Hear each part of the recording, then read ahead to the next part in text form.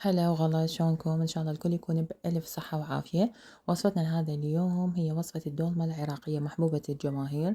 ما صور اكو أحد ما يحب الدولمة. راح أقدمها لكم من مطبخي، إن شاء الله يا ربي تنال استحسانكم وتجربوها وتحبون طعمها.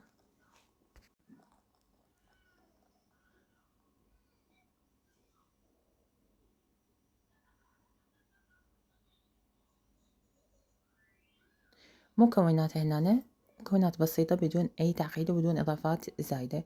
عندنا طماطة، والطماطة أنا أحط هنا شوية زيادة حتى تصير حمرا. معدنوس أو كرفس اللي متوفر عندكم شوية بس مو هواية، فقط للنكهة. عندنا بصل أخضر، ثوم، وعندي هنا اللحم ويكون دهين. عندي هنا نص كيلو ويا ربع من اللية. والمواد اللي راح نحشي بيها هاي راجعة لكم على حسب رغبتكم. والتمن عندي تمن أو الحبة القصيرة اللي تمن المحاشي أو التمن المصري، ويا تمن عنبر. هنا أنا راح أستخدم للحموضة مال الدولمة، راح أستخدم لها بذور السماق. راح أنقعها قبل ما أشتغل بالدولمة، أنقعها بمي دافي وبعدين أصفيها من أريد أخذها وأخليها للدولمة. بذور السماق تنطي حموضة كلش طيبة وطبيعية للدولمة، نكهتها تختلف عن الليمون والنارنج. انتو إذا ما تحبوها ضيفوا النارنج أو الليمون أو الليمندوزي براحتكم. هنا أنا ثرمت المواد كلها مثل ما تشوفوها. راح أبدي أجمع طبختنا. اللي هنا أنا ما ثرمتها كلها وحطيتها ويا اللحم. حطيت قسم من عندها ويا اللحم، وقسم من عندها سويتها مكعبات كبيرة راح أخليها بقاع جدر. ضفت الطماطة والبصل الأخضر والكرفس أو المعدنوس والتمن والثوم، وراح أبدي أبهر. هنا أنا حطيت بهارات الدولمة. إذا ما عندكم بهارات دولمة نكتفي فقط برشة كاري وملح فلفل أسود. أنا هنا ضفت بهارات دولمة ورشة من الكاري بسيطة وفلفل أسود. حطيت هنا معجون الطماطم. المعجون هنا يزيد ويتنقص كميته على حسب درجة الحمار اللي انتو تحبوها. ضفت هنا الملح، وراح أضيف لها ملعقتين طعام من تمر الهند.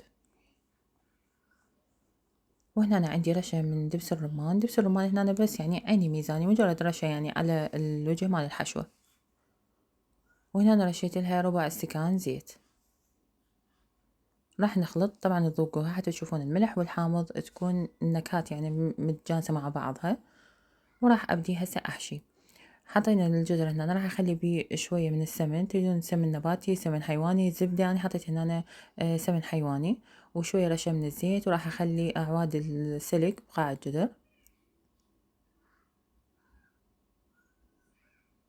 وفرشت فوقها المكعبات اللي هي مكعبات اللي من راح تجون تقلبون الجدر بعد ما راح يستوي، ما راح تشوفون، راح يذوبون وراح يحمصوا لي الطبقة اللي جوا مال الدولمة، وراح تنطي طعم كلش طيب ويا كرملة البصل من راح يستوي.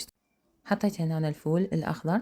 إذا ما تحبون هنا الباقي اللي أو الفول هنا بقاع الجدر لا تخلوها. إذا ما تحبون نكهتها خلوا مكانها حلقات من البوتيتا أو حلقات من الجزر على حسب الرغبة. شنو تحبون تضيفون خضار ضيفوا. ناس تحشي طماطة، ناس تحشي باذنجان أو شجر، براحتكم. أنا هنا سويتها تقليدية كل شي ما بيها عدا الفلفل الأخضر راس واحد حطيت بس حتى ينطي نكهة طيبة للدولمة. راح أحطها أول شي على نار عالية لحتى أشوف إيش قد تحتاج حتى أضيف لها صلصة. هنا جبت بذور السماق حتى أصفيهم. هاي حبيت أشوفكم شكلهم عن قرب. شكلهم كلش حلو، وكل ما عصرتوهم زايد وصفيتوهم زين كل ما نطوا لون على حمار أو لون سماقي كلش حلو.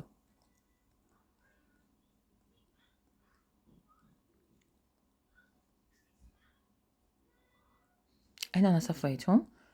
السماق حموضته كلش طيبة، أطيب من اللمندوزي والليمون. حموضة يعني ما تأذي المعدة من تاكلوها. وضفت عليها دبس رمان رشة خفيفة ومعجون طماطة. وهنا أنا حطيت ملعقة واحدة فقط من دبس التمر. هاي الخطوة اختيارية، إذا ما تحبوها لا ضيفوها، بس أنا أحطها حتى من تصير ليش عبيد جدر تنطي لمعة للدولمة كلش حلوة، وراح يكون الطعم مالتها هيجي حموضة كلش طيبة على هيجي لسعة مال حلا.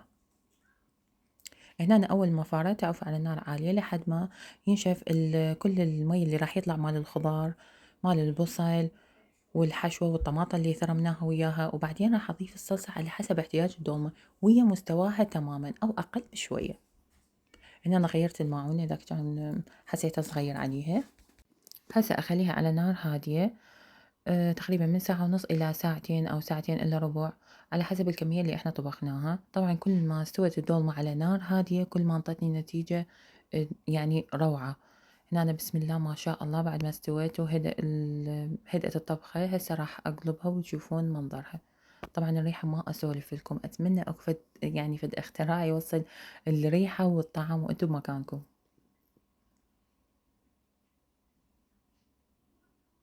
باعوها ما شاء الله فد شي كلش طيب. أتمنى تجربوها على طريقتي، ويا ربي إن شاء الله تعجبكم. وشكرا جدا جدا لمشاهدتكم، ولكل اللي وصل وياي لهاي دقيقة من الفيديو شاهده وانطاني من وقته وشاهده. شكرا جزيلا ومع السلامة.